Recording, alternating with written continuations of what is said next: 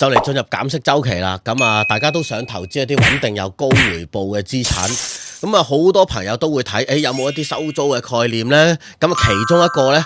新概念，大家我諗都未必諗到嘅，就係新加坡嘅零售商場 REITs 啊。咁啊，點解呢會揀一啲嘅零售商場去做呢？唔揀房地產啊，唔揀各樣嘢呢？咁啊，商場其實就係食正嗰個旅遊啦。咁啊，另外就係可能大家都會有成日去新加坡旅遊嘅時間會見到啦，咁啊最主要呢，有一啲比較大嘅商場，大家都可能會去過，咁啊其中一個呢，就係楓樹商業信託旗下嘅怡豐城 ，OK， 咁啊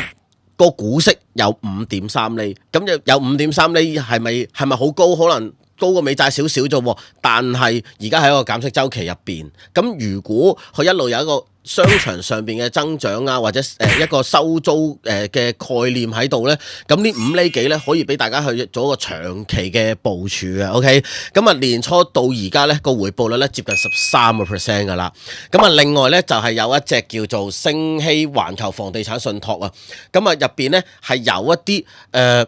比較大嘅商業嘅商場喺度啦，咁啊入邊係有一啲國際嘅知名品牌，咁啊個股息收到咧都有6.4% 嘅 ，OK， 咁啊其實除咗以上所講嘅兩個之外呢，都仲有其他唔同嘅一啲商場係可以俾大家去買一啲嘅 REITs 嚟收租嘅，咁所以呢，